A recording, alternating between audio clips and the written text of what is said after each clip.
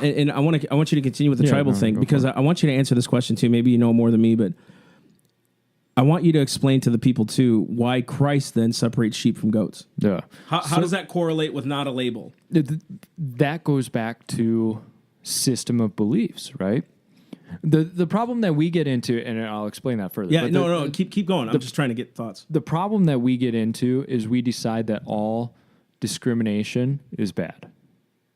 If I say the word discrimination, automatically everybody thinks racial, sex discrimination, gender, whatever. The word is actually intended to where you're making a choice over other things. You're making a decision. You're discriminating against certain things by making a choice of one thing. So if I say your choice is pizza, tacos, or ice cream, but you can only choose one, you have to discriminate against two of them. If you choose the ice cream, you're discriminating against the pizza and the tacos and so forth, right? Which I'm not discriminating against pizza and tacos. Massey only eats tacos. I'm sorry. Now that's a label. First off, ain't true. Homie eats everything. No, I watched him eat pizza once. So the discrimination has to happen. Now you ask Christ, sheep, and goats. Well, how could Christ love everybody yet divide and discriminate against some people?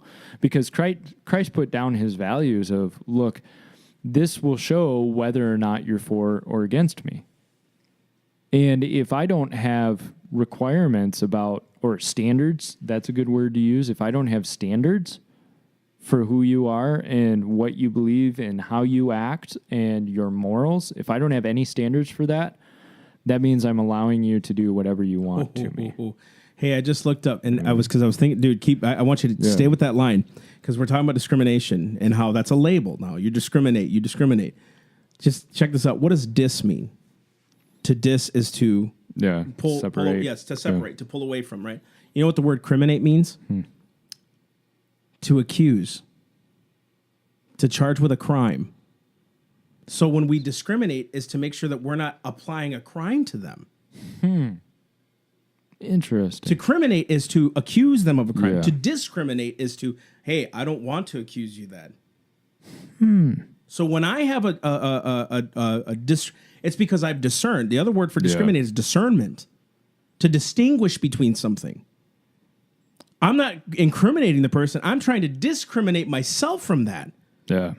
When I see something. Now, does actual legitimate racism happen? Absolutely, right?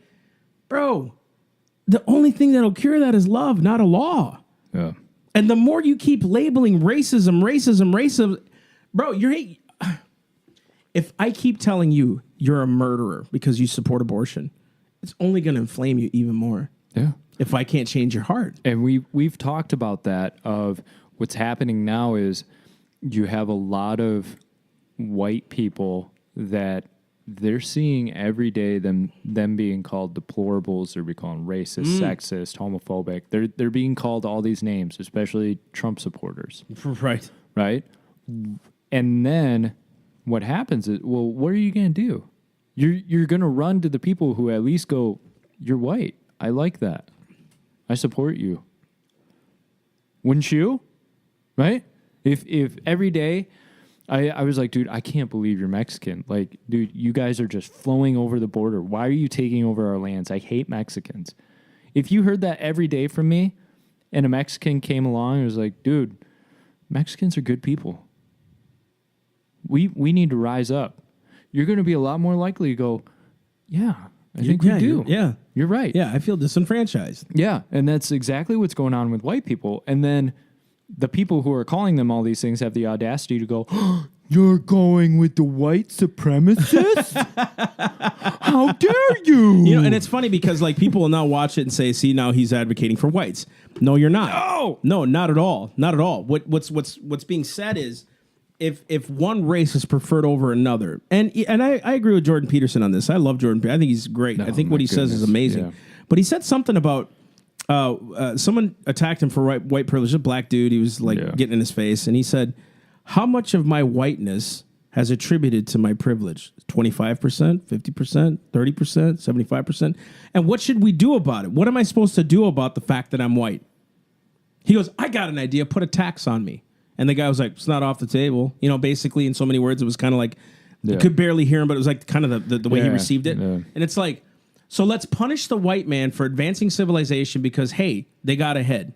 But now we have the opportunity to do that here in the States because anybody can do anything they want. It's in this country, right? Look, I don't care what y'all say. I see a bunch of Hispanics, blacks, whites doing landscape work. Yeah. Bunch of them. Different companies, right? You're what nationality are you? Cuban and Peruvian, basically Peruvian. Yeah. Your dad owns a company. Peruvian. Oh, that's a 1 in a million shot. Bull crap. I owned a company. I'm Hispanic, right? I go down to Texas. Do you know how many Mexicans own a business? A ton of them. Go to Miami. Do you know how many Cubans, Puerto Ricans own a business? A ton of them. Dude, I work with a guy who he's one of the foremen, and he owns like 3 or 4 properties. He owns a nice house. He, you know, like, and you know what he says? He's like, dude, white people know what they're doing. Why wouldn't I do what they're doing? Say that again. He said, white people know what they're doing. So instead of getting upset, I'm learning from what they're doing so that I can get ahead. Exactly. Because they figured it out. Yeah. He said they're investing their money. They're saving. He's like, they're buying up property. I want to do that. So his whole goal is like to buy as much property as possible. You know who I admire as a businessman? Who? You're gonna think I'm crazy. Shaquille O'Neal. Really? Bro. Interesting. He's worth like some $300 million, I think. Dude, he's always doing endorsements. He kept his name alive. Now, he did it kind of weird, but I admire how he did it because he knew what he was doing. Dude, he would create controversy in the NFL. He would just say stupid things, and it would keep his name in the public. Yeah. So there was this feud going on between him and Kobe, supposedly. He said, I would just say things to keep the feud going. in all of his career, when he played with Kobe and on, he went to like 4 other teams, right? I admire his work ethic, his business ethic, how he does things. He gives to charity. That's a black man, y'all. Yeah, I admire what LeBron James did in Ohio. Absolutely. Opening a school, paying for it, all these things. Dude, I want to ascribe to be like that. How did he do it? So instead of looking at them, you know. And that's, sorry to interrupt. Go for it. But that's the thing is, you don't care what color they are. No. All you see is what they're doing. Bro. How they're doing it. Legit. Right? I'm a pastor. I have a ministry. It's all about that paper, man. You got to provide for your kids. At the end of the day, money matters. It's not the love. But see, people get that wrong. Yeah. It's the love of money that's the root of all evil, right? But the Bible says money answereth all things. You ain't got the money, you ain't answering. You got a bill collector chasing you on the phone. And I know there's people watching the show. You have people on your tail all the time. Money answereth all things, dude. I don't care. I want to know how they did it. Exactly. How did they do it? You know what? Matter of fact, when I was 16, I remember I was 15 or 14, I saw a white truck. I said this in my testimony. White truck passed by and I got mad. I said, Dad, how come he has a truck? He's got a business. Oh, okay. Let's do it. Yeah. Dude, you want to get ahead, you got to bust your butt. And don't tell me you can't do it. Oh, it's because I've tried and I've tried. Keep trying. Ever heard of Abraham Lincoln and how he became the president? And the long list of failures. And deaths in his family and his wife and his kids and all these things. And he succeeded finally. Henry Ford, right? Failure and success. Thomas Edison. I didn't find 1,000 ways to fail. He goes, it showed me 1,000 ways not to do something. That's one of my favorite quotes of all time. Dude, instead of looking at the fact that you're failing, keep pushing. Mm-hmm. Keep pushing. Keep pushing. You'll succeed if you keep. Now, I'm talking strictly business. Yeah. Ministry is a little different. You got to live by faith. But so is business. You got to live by faith, right? You keep pushing. Just because you failed, it's not the system holding you down. It's your mind that's holding you down. You don't believe me? Ask me. I'm one of the guys that tried it. I succeeded. I don't think I'm allowed to say anything because I'm white on that part. Bull crap. Say it. So... some people may know this name, but Star Parker. Yeah, she wrote a book, right? Yep. Amazing. She's an amazing American. Amazing. And for those of you who don't know her story, she grew up on the system, and she will like tell welfare, you, WIC, all that stuff, right? She had 6 abortions. Oof. in order to keep the money flowing in. She would get pregnant, and then at a certain time, the state would pay for the abortion, so then she'd just get the abortion, and then once the money stopped flowing in, she would get pregnant again, and this is documented. Like, this is hers. And a couple of businessmen sat her down and said, what you are doing is insane. This whole lifestyle living off the system is insane. And they turned her around completely.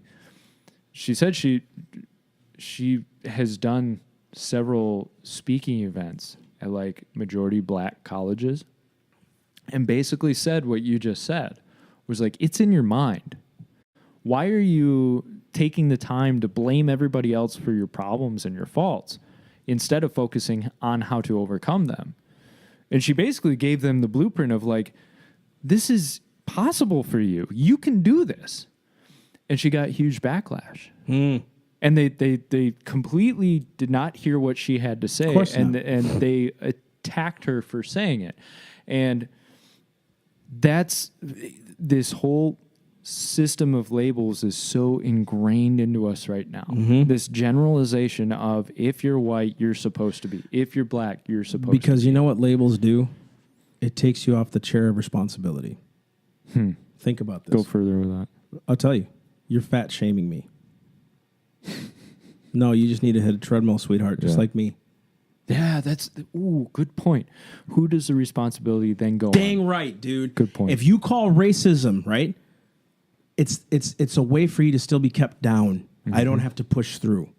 I'm not saying racism doesn't exist.